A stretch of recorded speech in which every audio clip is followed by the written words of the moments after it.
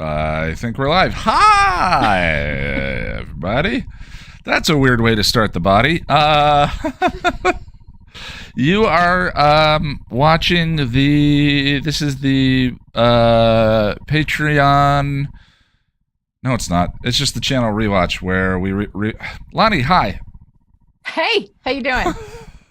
Do I need to come and get you out of this? Apparently, I don't words very good. Anytime I throw to you, it's because I need you to get me out of something. So, all right. Hey, everybody. How are you doing? This is the Passion of the Nerd live rewatch of The Body. And thank you so much, everybody, for coming in to hang out with us. I am Lonnie Diane Rich of Chipperish Media, here as a guest. Oh, my God.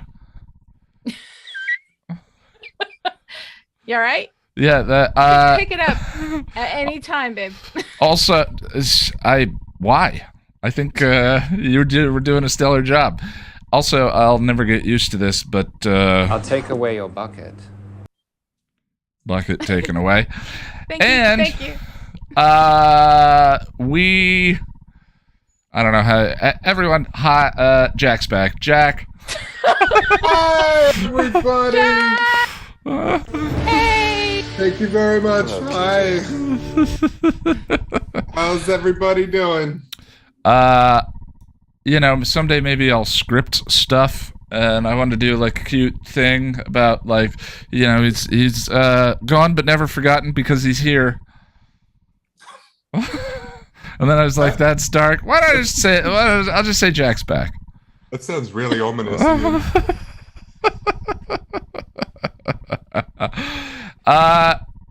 So hello. Yes, today, before we get into this, today we are rewatching Buffy season 5, episode 16.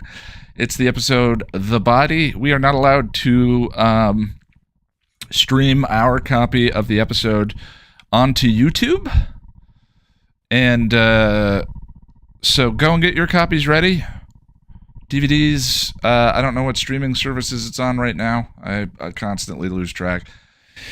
And we'll get started in about 5 minutes. So, Jack, where have you been?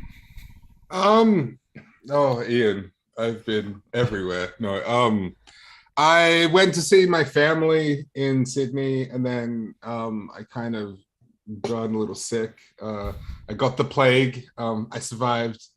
And then here we are. You got the Omicron? Yes, I did. Yes. This This is as fun as everyone's been telling me it is. Oh, it was great fun. Yeah, it was worst flu I've ever had, but it was thankfully very uneventful. And it only lasted like 4 or 5 days, and then I was fine. But no, it was fine, I guess. I mean, it wasn't fine, but it was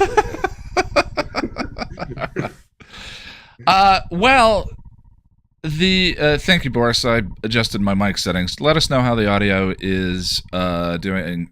Wait, seriously, Buffy's on Disney Plus for UK? Yeah, well, now that Buffy's a Disney princess, yeah, it's surprising that she's not on,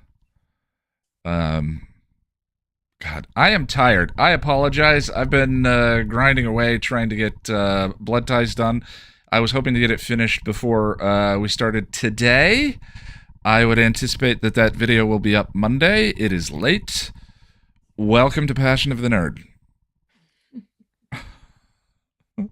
But good things coming down the pipe. Now that Jack's home, Lonnie has very graciously been sitting in for rewatches, but Jack will be with us going forward. And The Body is an interesting thing, right? It's of all the episodes on the show, there are great pinnacle episodes of the show, but to me, The Body kind of breaks the show. It becomes something that doesn't feel anything like Buffy, what with the sound design and the composition and all of that. And I was fascinated by one of the first top 10 videos that I did was top 10 Buffy or Angel episodes to pair with wine and a good cry, right? Which to me And I didn't include the body on the list. And some people called that an omission, but like the very kind of nature of whine and a good cry. Jack, you and I talk about this a lot, and Lonnie looks at us with confusion at times, where it's like sometimes you just need, you just need to. You need to have a cry. Yeah, we watch sad stuff on purpose and listen to sad songs. Right.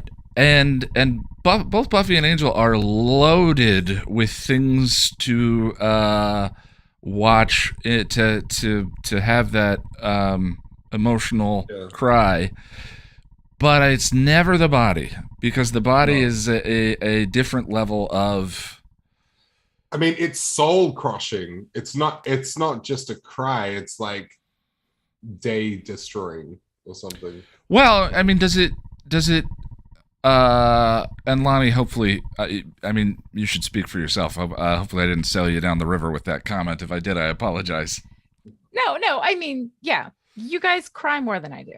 Like, you guys watch sad movies to cry. You do this whole thing. I will do everything I can to not cry. And you guys are emotionally healthy. So when you feel like you need that release, you will watch something. I will watch something that makes me cry and fight. Like every minute fight. And I think the thing is that the body is sad, right. But it actually, what it's doing less than pulling at you emotionally is it is creating that experience of shock. And the thing that happens during a shock experience is that all of that shuts down. Buffy sees her mother and doesn't start crying, really. She throws up. Right. Sweats. She stares into the sun. So the whole experience, I think, what the body does really, really well in basically, I think it's like a 5-act play. If you look at it, or it's 5 1-act stories that we do all the way through, that kind of link and carry us through this whole process, because every single section is a little bit different. It's what it's focusing on is a little bit different, and all of those stories are kind of resolved within those moments, which is one of the things I think is really interesting about the body as far as story structure goes. But it isn't like, it does have sad moments. In one of those stories, we do have that sadness, and there's the part that like gets me a little verklempt. But overall, it is really about that experience of walking through shock, and then walking through the business of it, and then the grief, and the anger, and then the, oh my god, it's just another Tuesday. So all of that together, the body is really an experience. And while it seems like it should be the kind of thing, it's not tugging at your heartstrings, it's walking you through an experience. It's almost, I was trying to examine the distinction. It's almost, to me, it's almost like the body, where you watch something dramatic tragedy, you're sort of left with a melancholy when it's all done. Does this elevate itself to the level of trauma in the way that storytelling can be, and rather than leaving you with melancholy, we have an experience of actual grief? I think so. I mean, I think we're walking through that, the beginnings of that. I mean, grief lasts forever. Yeah. So it's not like it ends at the end of the day, but we are kind of walking through that experience when a shocking loss happens, and how you make it through from minute to minute. And some minutes feel unbelievably long, and so we'll see those moments, especially when Buffy first finds Joyce. But overall, it doesn't feel to me like an episode that is really trying to get me to cry, or it doesn't do what Becoming does to me. Becoming destroys me. Well, it used to. It does when I allow it. Yeah. All right, I'll go to therapy. But yes, Jack. Just for me, it's not really about grief. It's about the gut punch of when you first lose someone. Yeah. Well, that's what I say is like the body is actually traumatizing, or at least that was my first experience of it. The shock. Sorry, Jack. I didn't mean to interrupt you. Go ahead. No, I was pretty much done. Yeah. I don't know what to say beyond that. Jack, you're so pretty. Can we talk for a minute about how pretty Jack is? Because I feel like we are all kind of ignoring how fucking pretty this man is. Would talk about my hair. You and your hair looks amazing. And let me tell you, I've been looking at the chat and everybody has noticed how incredibly, incredibly pretty you are. And I love the eyes. The eyeshadow looks great with the hair. It's just all fabulous. I now want to go and hide under my bed and stop looking at me. I didn't mean to embarrass you. Well, if you don't want to be looked at, stop being so damn pretty. Wow. Wow. Okay. I'll so that's disfigure myself. So that's what that feels like.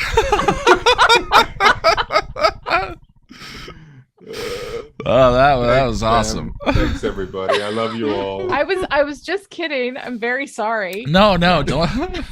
No, don't be sorry. I know that was amazing. Yeah,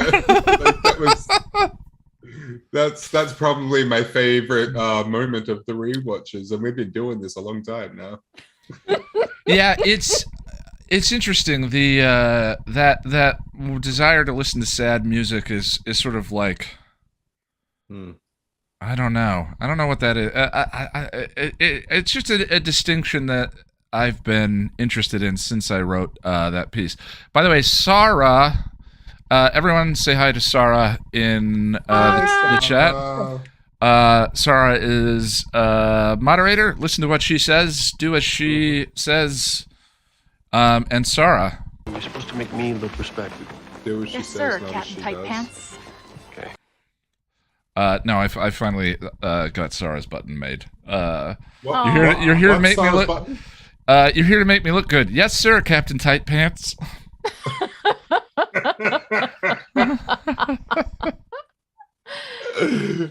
Are you Captain Tight Pants? I guess.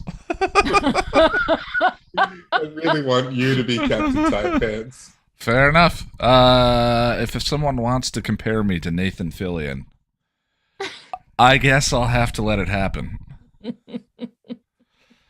That's fair. All right, so we should get into it. Yeah. Now, we talked about this before we started the stream. I was thinking about the last time I watched this on stream, I watched it alone. I think the stream got over 100 people, which was pretty remarkable at the time. And afterwards, I read a selection. It was a very memorable experience for me. I'm reminded of if you listen to the Wild at Heart commentary, the audio commentary for that episode, and Wild at Heart is one of the more notoriously stabby episodes, specifically of that season. But when I think of like sad episodes of the show, that one is up there for me. And the audio commentary, I believe, is Marty Noxon, Joss Whedon, and Seth Green. And the three of them, you can tell, are old friends and having a grand old time talking over the sad bits until the very ending when they accidentally get sucked in for a second. But then they comment on it and joke about it and whatever. It's just an interesting thing. And we're not sure if this is going to be the long silence type or the talking over it type. We've obviously all seen this one many times before. We figure if you want to watch the episode, you've got your own copy. This is always a different kind of thing, but we don't have a plan or a script or anything like that here. I mean, clearly. So, with that out of the way, shall we? I know what we're doing. Yes, All right. we shall. All right, so everyone, get your play buttons ready. By the way, our version of the episode is down here at the bottom. You can see kind of where we are in the episode as we play. The playhead will move through, and that'll give you an idea. And oh god, I feel the resistance. Like I don't wanna. There you go. And I don't feel that with any other episode. All right, hitting play in 3, 2, 1, play.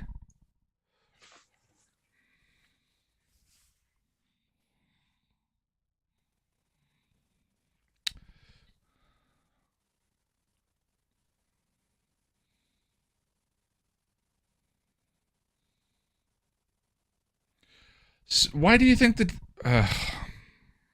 What? Nothing.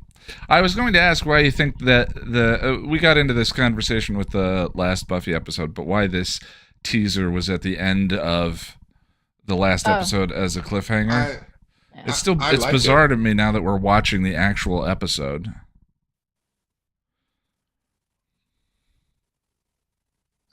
I don't. I don't My know. God, that mommy. Brutal. Yeah. That is so brutal every time. Every time. But yeah, I mean, even the shoot, like the style, because Buffy has a particular kind of house style that it does. Yeah. And this house style is clearly different. Like, or not house style, the style of this episode is so like visually different. It's the audio cues are not, the music isn't there that usually guides us along and tells us how to feel, which is another reason why I feel like this isn't really doing anything like or trying to be a super emotional episode. This is an episode that is replicating what an experience feels like. And I think in that way it's just so incredibly brilliant. Yeah, it only uses what is it, diegetic sound, I think it's called, like sound that can only be heard by the characters. Stuff that's actually inside the Lauren, hi. Muggles are cool too. We can't broadcast the episode onto YouTube. You got to play your own copy. This is where we are in the episode right now. This opening sequence apparently was only done so the opening credits wouldn't play over the opening with Buffy, which I really like because it's distracting. Well, it's really nice too, because this is shot in standard Buffy house style. So one of the things too that it gives us is it gives us this little interjection of memory of this like nice family moment, looking regular Buffy, and then shock, we're back into, into the rest of it.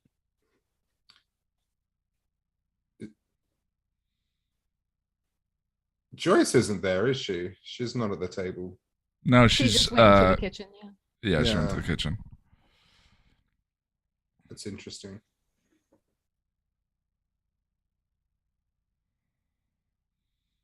God, Emma Caulfield's amazing. She is incredible. Okay, and here we have Buffy also wearing red as she is in this scene, and Joyce is wearing very similar colors to how she's dressed during the death. Oh, band candy.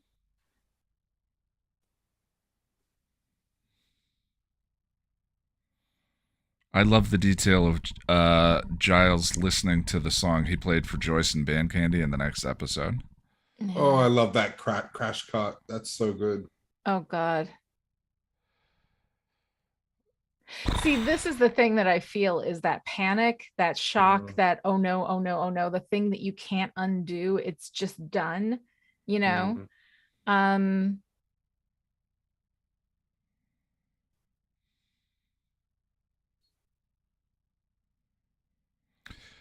first time I watched the episode, I thought that that was Joyce on the phone, and he was doing a thing where it was like she was projecting the idea of Joyce's voice. And this handheld shot, this very shaky stuff, again, not part of the Buffy house style, but it really does bring us into the moment with Buffy, how this feels. Yeah.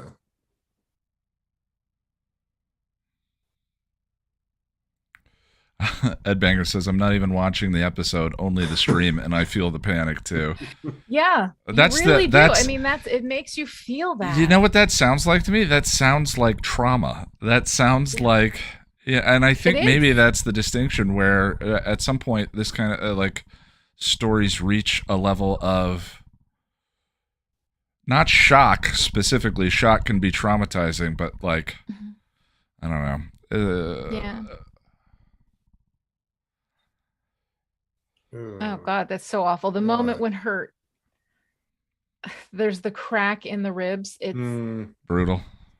And like that is so terrible. One of the things as writers that you're supposed to do is to torment your characters. You're supposed to like whatever it is that you got them in, you make it worse. Yeah. But this and Buffy is ace at that. Like as a show, it really does that very, very well. Yeah. But that moment when her rib breaks is such a visceral moment. You can feel that dread, Yeah. And we haven't had a cut yet. So, oh God. Yeah. One take since Mom, I think. Yeah. First cut is the shot of the phone. Oh, the shock. Oh, she's just... And here we are in that moment, right? That shot and I love is so that detail of the moments. Band-Aid on her finger, right? That is such... I don't know if it meant anything, but the for button was kind of blurry. Yeah. I've always noticed that too.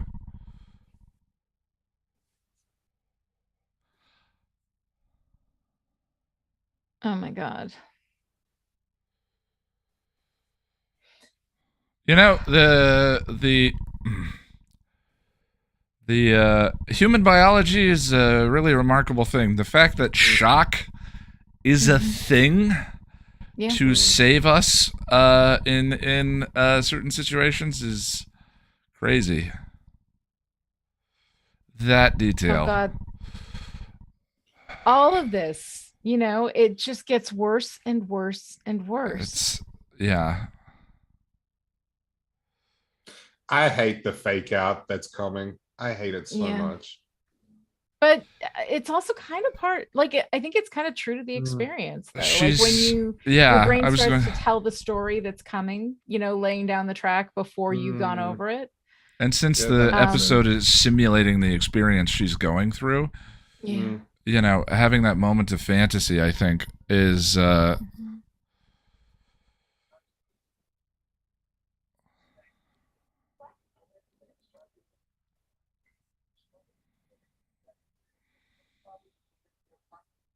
So we got people who aren't even watching the show. They're just watching us watch the show. And it's really incredibly tense. We're feeling it. Oh God. I keep holding my breath. I keep remembering to breathe. Yeah, it's just that that feeling when you realize that something has happened and there's no one doing it, In defense of the fake out, it's done in such a way that's very obvious. It's very unrealistic. Yeah, I think in hindsight, it's definitely super record. The camera zoom there, that truck. You can see that's just her. Yeah. I don't think it was and intended then there we as are back, right?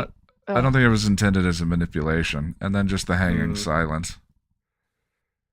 Yeah, and then the details, right? Those little details. I think I did get a flutter of relief the first time I saw it, but But in hindsight, it's very obvious that it's or not. Maybe it's a dream sequence, right? Maybe it's not real,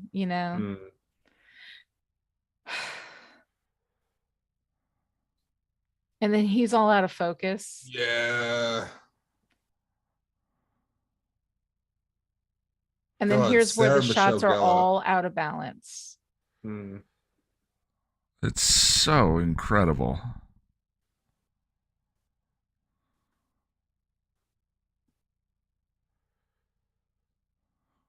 And here's the thing, I'm 42. I've seen lots of content now, many movies, many television shows, read, we'll say a fair amount. And while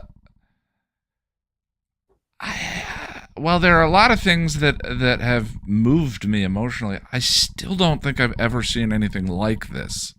Yeah. Not really. I've never seen this experience done in a way that's it feels like high art to me, this episode.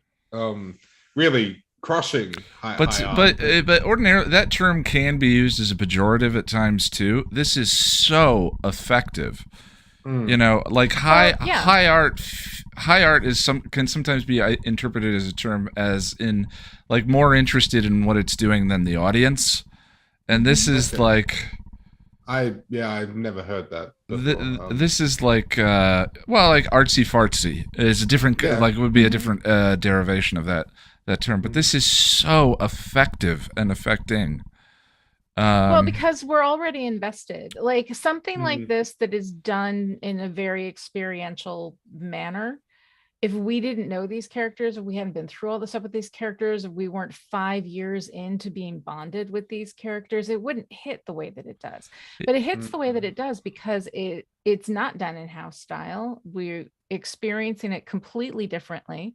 But we know these characters, we're invested in them, you know. God, the wind chimes. All the natural sound in this bit, the children playing in the distance when she's standing outside. Yeah, and then how overexposed the light is, which of course you never see on Buffy. If anything, the light is always dim, you know. That's the shot. I mean, that always artfully stands dim, out to me. but it's never like this.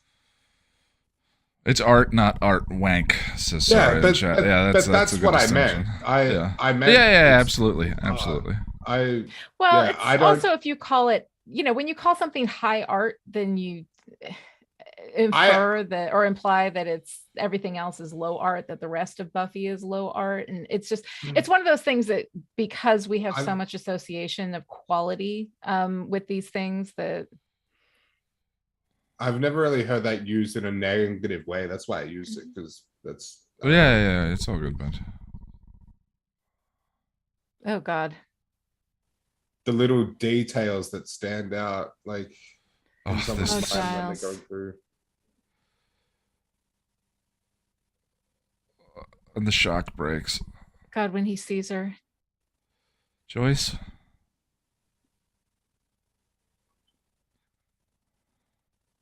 Oh my God.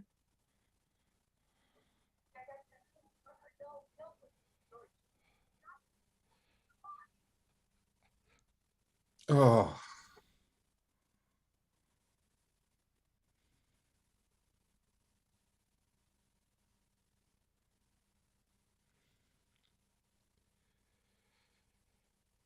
Whew. Now, if you think about that in terms of when Giles found Jenny and how different that was. Yeah. Oh. That's interesting.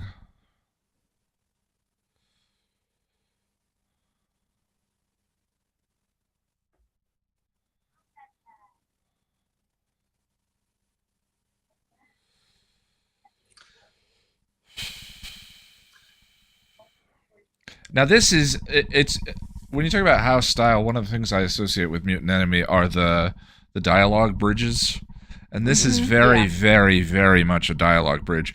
They do that in multiple scenes in multiple episodes. It's weird how inappropriate it feels here. I get what he's doing, and sort of like this whole bit with Dawn is to sort of like show about like the bubble of what you care about and how easily that shatters. I think how worried she is about the other kids looking at her and the boy and all of that, and then how that bubble shatters. So I get it. It's just it's a weird place to use that bridge to me, where the fantasy bit crack. You know, where they say something that's appropriate to the last thing, but it's not about the last thing. Yeah, which they do all the time, but they break house style here, and so that one has always felt a little weird to me. Yeah, but we're back in house style until Dawn knows. Oh, that's okay. Know? Yeah, so I mean that's the.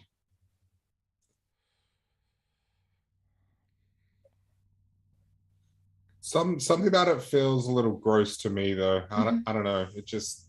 It's one of the few sticking points I've ever had with this episode is that one bridge. Yeah. It's tough, but I think you can make an argument for it. You know. Well, yeah. Emotionally, like we were talking about, how to me the fantasy bit in the ambulance doesn't feel manipulative. I don't think it feels like a manipulation. It feels like grounding it in the character's experience. That feels different in that little bit, but that maybe just me. Yeah. I think it might be to do with the way the ambulance bit is shot. It's very fast and quippy, and Right. as we said, it doesn't feel genuine, whereas that does. And here In the we are with beginning. yet another floppy haired douchebag because Summer's girls have a type. God, that haircut disappeared, and thank God. What the hell? Hugh I Grant has never a lot had to that, answer no. for. I mean, I'm still jealous. I'm not. I'm That's really because you not. have glorious hair, Jack. Oh, Not all of us do.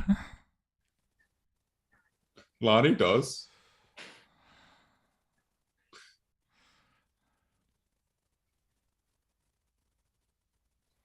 I'm all forehead over here.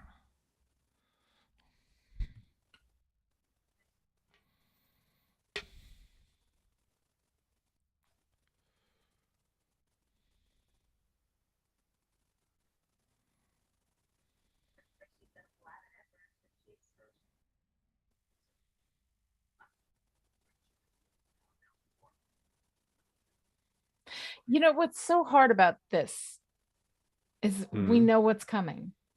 You know, it's this incredibly boring moment with Dawn. Right. Who cares? Except Yeah. that we know what's coming. I was just thinking about if you position this different. No, you can't. You have to jump right in with Buffy. Yeah. Oh God. Now the dread, though. That's like here it comes. All of this is gonna break.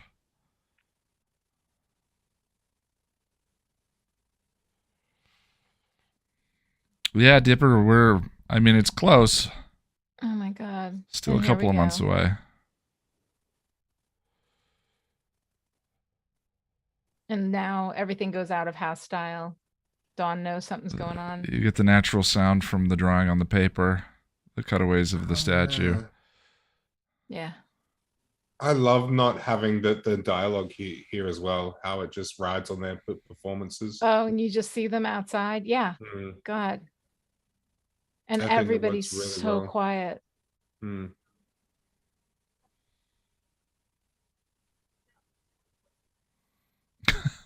What did you do on Saturday? Oh, I watched 3 lovely humans emotionally destroy themselves on a live stream. The internet is weird. We're having fun. Yeah, it's a good time. It's good company.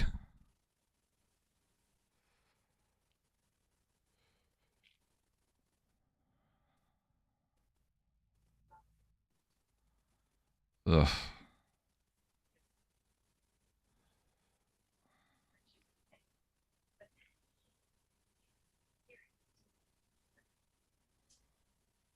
Oh my God, Buffy.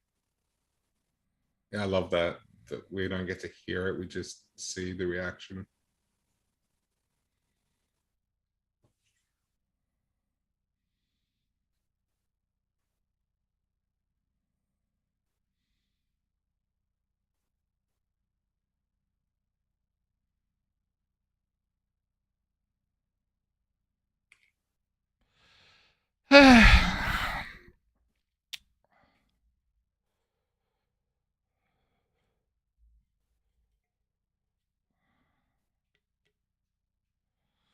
The negative space. Yeah. Jesus Christ. All right, so that's the second act. The second one act play that we have in here. Ugh, something about that shot is so well, you know, you see bodies and stuff all the time. If you watch any of those procedurals, you see it, but not like that with someone we know, you know? Right. And it's interesting too, like how many bodies have we seen on this show? Yeah. You know, that's but there's one in the first episode. Aside from Jenny Calendar, I think Jenny there was hasn't been somebody that we deeply cared about who has been killed, right? I find that hard to believe on the show, considering what happens. But yeah, I think so. Yeah. No, you had but the Doyle way we over found on Jenny Angel, Calendar with this sweeping music and this big dramatic thing from Giles, we were still left distanced from it, from the reality of it, because we were kind of swept away in this emotional space. And here, there's nothing. There's no buffer. You're just living this experience, you know?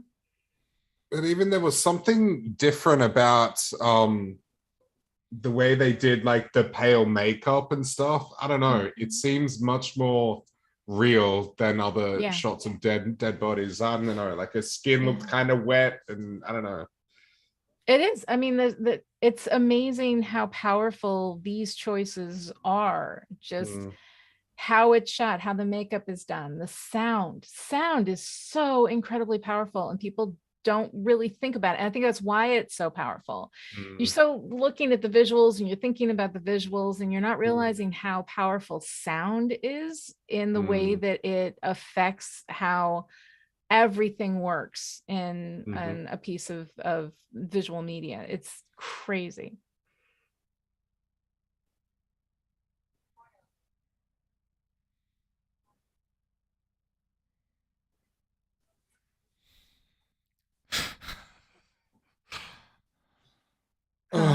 Willow.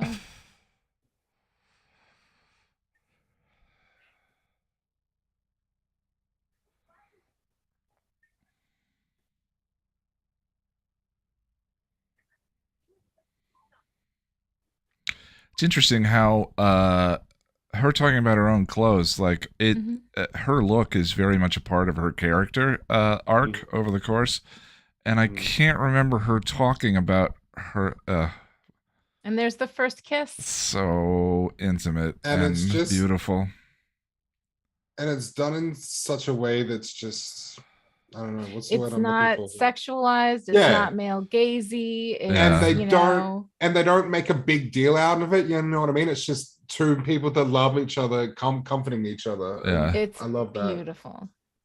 Yeah, it's done in a very normalizing way. Is what I would say. Yes, and I love that.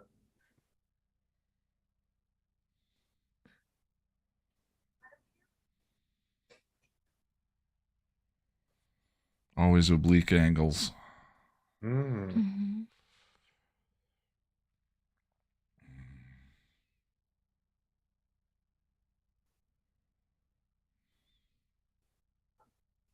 Yeah, strong like an Amazon gets me too, Sarah. Yeah.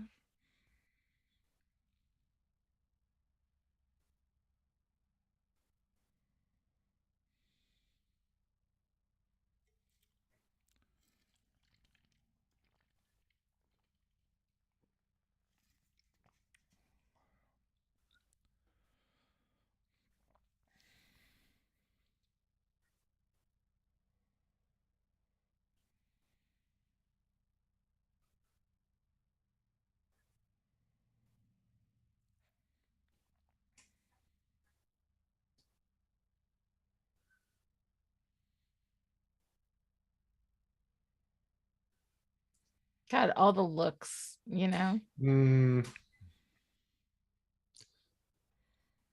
Those are some season 3 pants he's wearing there. I kind of like them. They're kind of flared at the bottom. Yeah.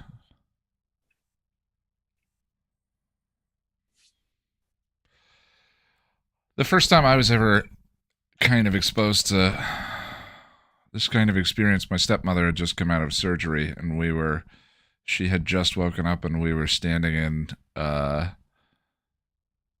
we were in her room, and my dad was holding her hand, and her daughters were there, and I was standing there, and she had these boots on that inflated and deflated and inflated.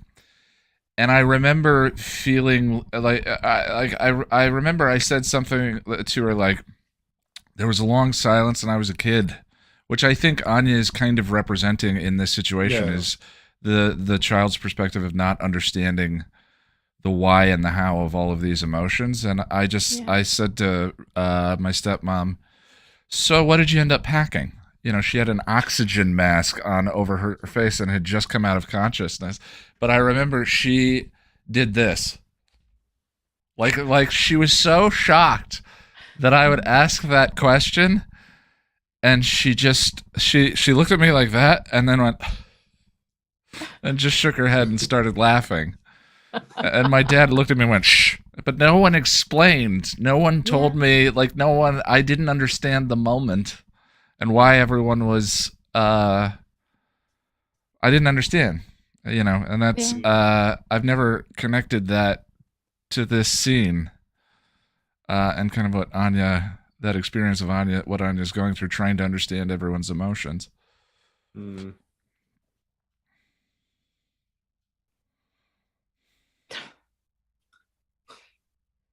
I love that. It's kind of adorable. You know I can't take you.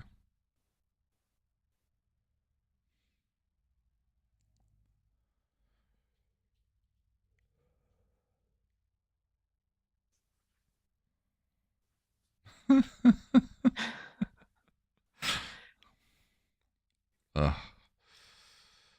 I don't like Willow snapping here, but it's something that would happen in a situation That like word this. again, though, dropping like an anvil. The body. Yeah. Mm.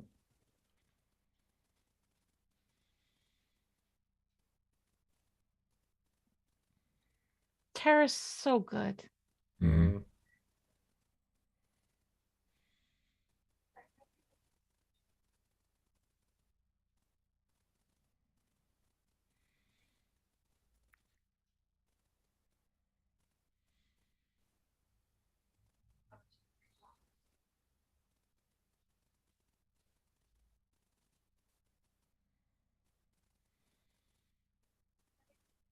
Oh my god. Oh God. Yeah, I don't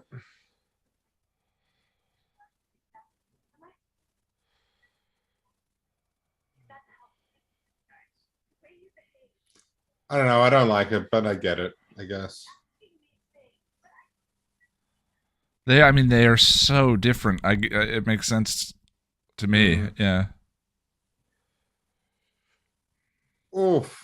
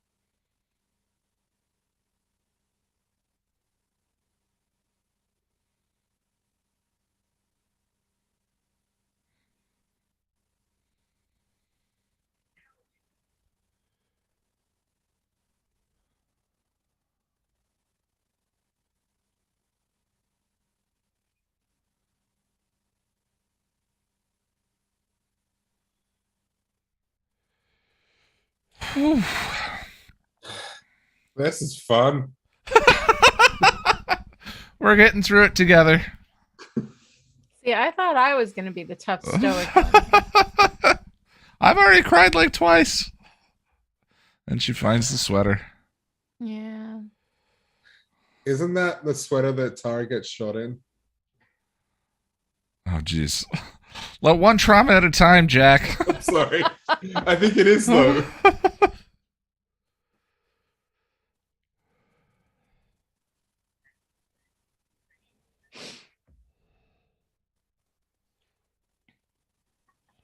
That's how I feel, Lauren. Chat is chastising me. That's fair.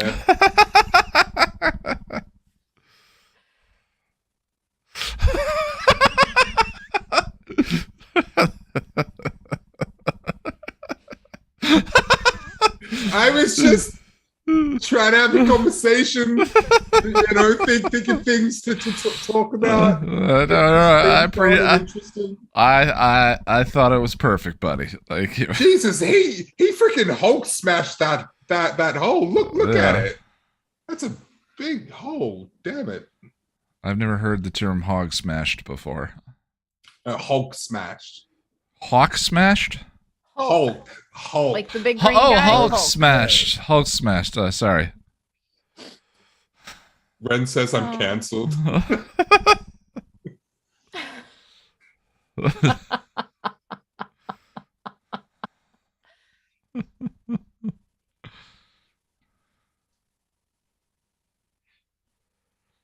And then she changes again.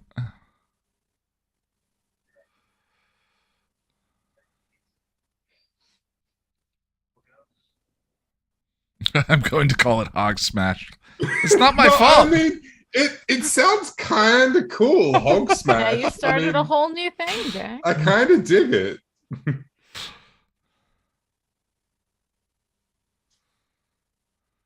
And the third one-act play is done. They are so beautifully brought together. Self-contained, yeah.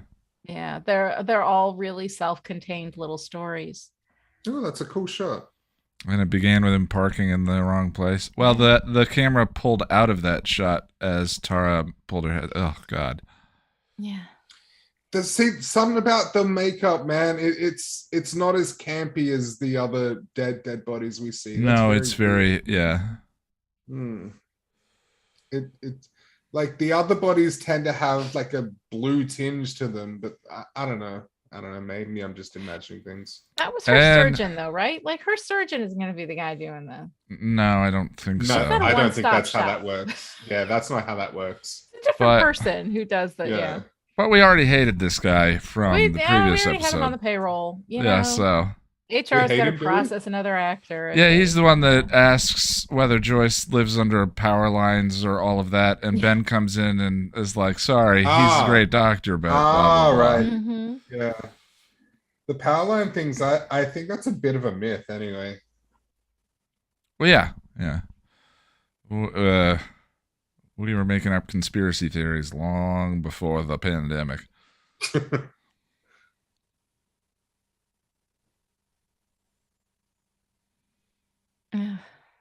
Oh, Anya hugging Giles. Yeah, that's a great moment.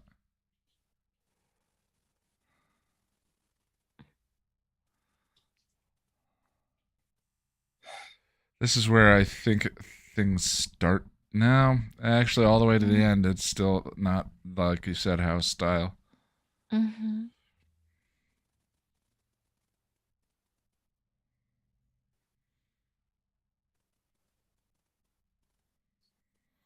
And she's having to, like, the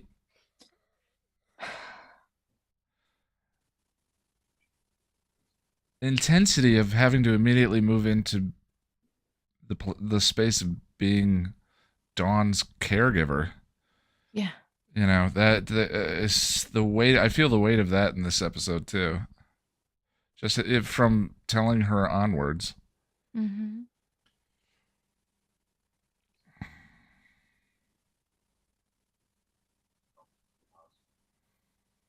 Yeah, I love how Giles is part of the family group too. Mm-hmm.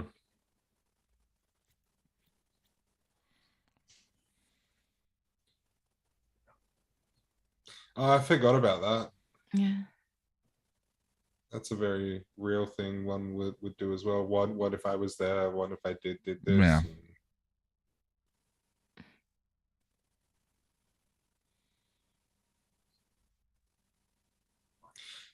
Doctors will actually lie to you about stuff like that. They will. Well, of course. It's the human thing to do. Yeah. What possible benefit is there to telling the truth? There are some situations in which a lie is absolutely appropriate. Yeah, I agree.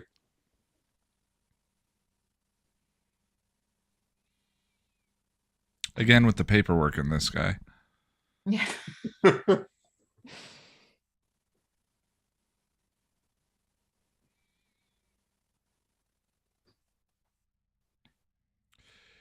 What do you guys think of the next episode?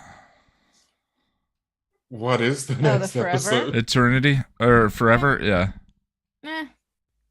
Which one's it that kind of again? transitions us back in, but yeah.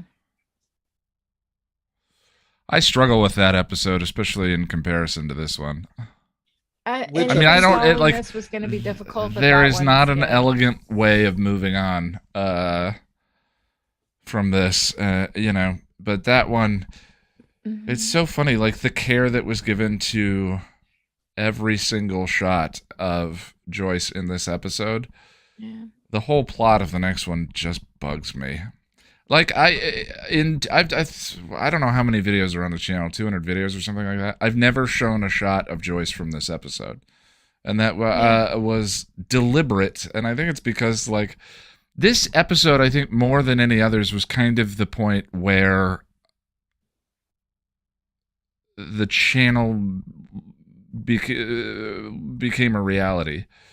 Mm-hmm. You know, the experience of having finished this episode, I just sat there and was like, I felt like I'd lost a family member, like a very tiny. I felt like I'd lost something. I won't say I felt like I'd lost a family member, but I felt a loss in a way that I hadn't, because I'd spent 5 seasons with this character, 5 seasons getting to know this character and interact with her, and then to have that ending be done in this way. And I immediately wanted to connect with someone else to share the experience, to talk about it, to work through it and all of that. And I didn't know anyone who watched the show. And I had not been able to get any of my friends to watch the show. And that was kind of where the channel began, was I was like, I need to do something with this wholly unique experience that I've had with this television show, and connect with other people who either have experienced it, or to have other people connect with the material the way it connects with me. This means something to me now that is unique in my experience. Alley Cat says, bless whatever higher power that Riley was gone. Yeah. Riley in this episode trying to make it about him. Why won't you let me hold you and comfort you? And Oh God, I love this though with Tara and Buffy. We don't get a lot of Tara and Buffy. No, we don't. But whenever we get them, this is they're such an so important good together, scene. and Tara's so wonderful. Please. What happens in the next episode again? What's the? I forget. Dawn trying to do the spell. Okay. Yeah, I don't like that episode. I kind of like it. I don't love it, but I kind of like it. Reanimating Joyce as a plot line after you do this, exactly, to me didn't work. Yeah. Okay, yeah. But it's another one of those ones where I get why she wanted to do that. I think it's grounded in character and it makes sense. It's just like, this breaks the show. And so to do that after this, to me, I have an emotional alone. Yeah, exactly. I have an emotional reaction to it that I haven't sussed out, I think. So what if they did it in a couple of episodes time as opposed to straight after? I don't even like the fact that Joyce is in conversations with dead people. Okay. You know, yeah, like, I find that confusing, because it's like, is it Alexa, stop. Sorry. That's okay. Is that the first? I think it's meant to be the first, but apparently it is the filming. Yeah, it's the first. But the first can appear in two places at one time. I don't know. Yeah.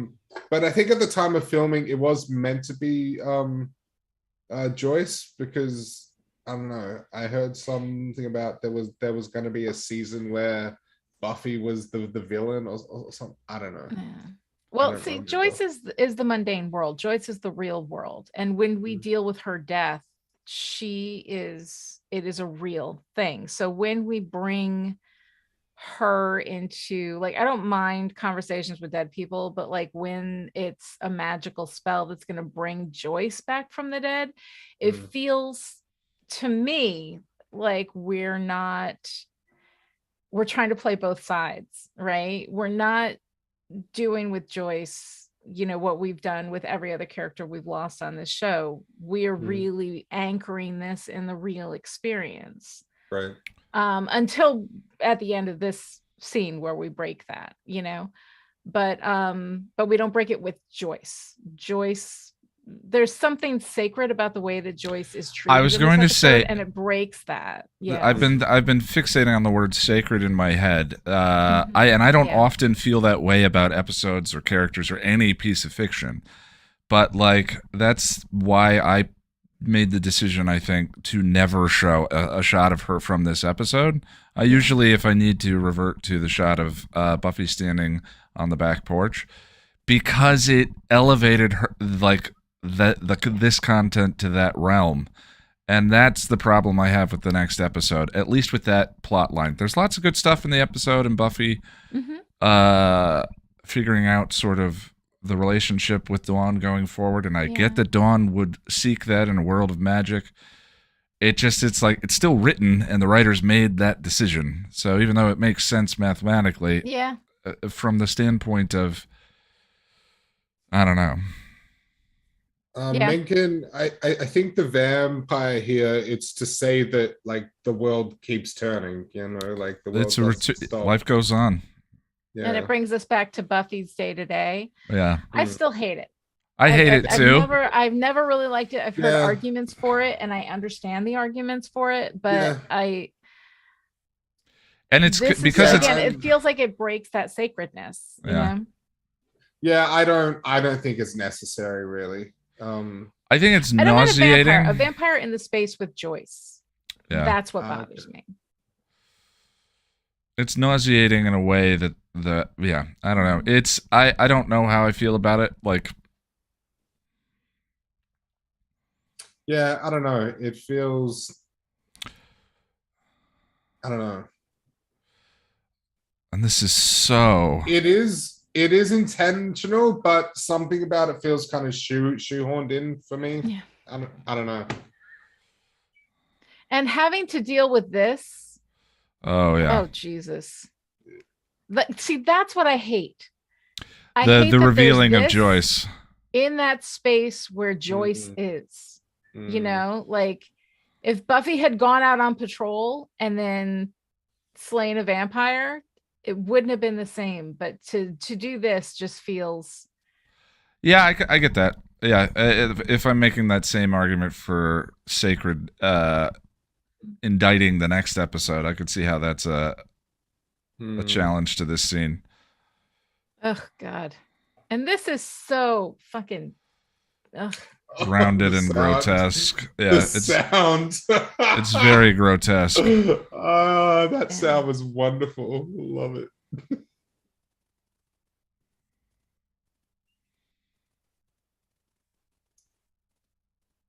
One thing that always bothers me is you never really see the dust once they explode. Like they never bother to put dust on the ground. I think they do once or twice, but it's very rare.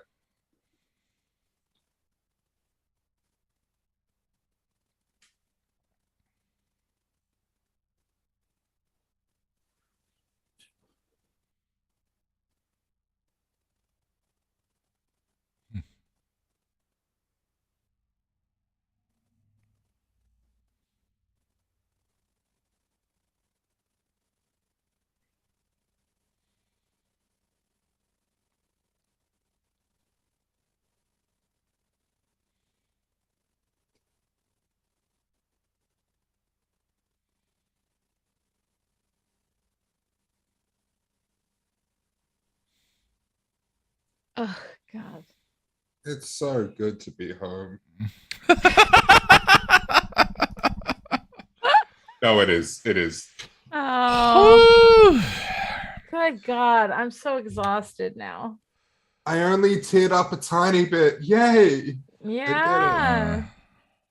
You won the Stoicism Olympics. Which is weird for me. Well. Oh God. All right, so we did I've seen it so many times. I thought I'm not gonna cry. I've seen this thing a million times, you know, and it still got me. Like even though it's not trying to emotionally gripping. Get you, like it's just so true to that experience, you know. It's Jesus. Well, okay. There's not really a nice chipper segue out of that. So, Lonnie, thank you for sitting in for Jack for the past couple. Thank you. It was fun. We missed you, Jack. Yeah, we both really appreciate it. Mm-mm. Jack and I are going to be joining Sarah in the Patron Hangout The discussion group is the $5 and up tier on Patreon, and anyone who cares to join into the meeting with us and give each other a digital hug or not. We respect boundaries here, but we can chat about it in an hour, and I think that's it. Anyone else? Time. Oh, Lonnie, where can people see more of you? Oh, hi. You can find me at chipperish.com. Also, I wrote a book, How Story Works, and it's all about storytelling. Y'all should get it because it's really, really good. Yeah, that's it. Thank you. It is really good. Oh, and I read a writer's Substack newsletter, dearwriter.substack.com. Okay, that's it. All right, everyone.